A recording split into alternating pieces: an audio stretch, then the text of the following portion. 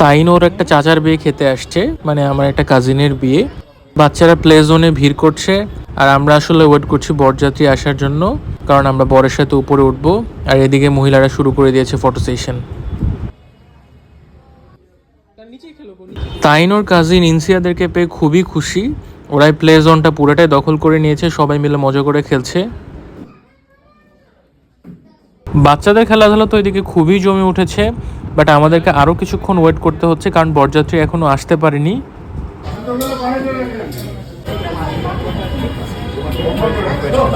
But এদিকটায় মহিলাদের photoshoot কিন্তু থেমে নেই।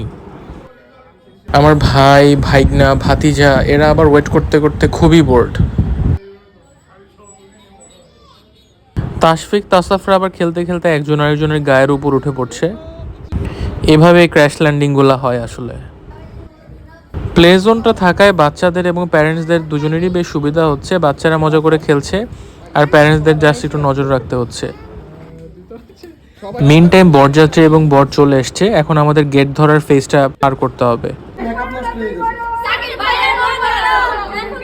টিপিক্যাল বাংলাদেশের বিয়ে বাড়িতে যা হয় আর কি, গেট ধরা নিয়ে বিশাল একটা মুলামুলি চলে।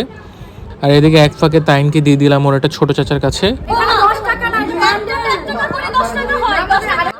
এখন আবার 10 টাকার বান্ডেল নিয়েও বেশ মুলামুলি হচ্ছে। আর বাহিরে আবার প্রচন্ড গরম, এমন অবস্থায় গেটে বেশিক্ষণ দাঁড়ায় থাকতেও ভালো লাগতেছে না, বাচ্চাগুলোও ঘ্যান ঘ্যান করতেছে।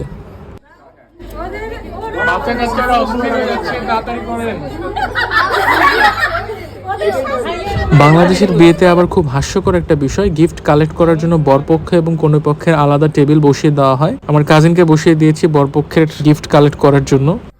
বিয়ে বাড়িতে যেন খুব বেশি ছুটাছুটি করতে না পারে, এই জন্য তাসাফ এবং তাশফিককে একটা ট্রলিতে বসিয়ে দেওয়া হয়েছে। বিয়ে বাড়িতে মাল্টিপল বাচ্চা কাচ্চা সামলানোর জন্য এটা বেশ ভালো একটা ট্রিক্স। বিয়ে পড়ানো শেষ, এখন চলছে দোয়া পর্ব। এবার বিয়ের খানাদানার পার্টি আসি। বিয়ের মধ্যে সবচেয়ে অড লাগে যখন কারো বিয়ে খেতে যায় এবং ক্যামেরাম্যান ক্যামেরা তাক করে আমাদের খাওয়ার ভিডিও করে।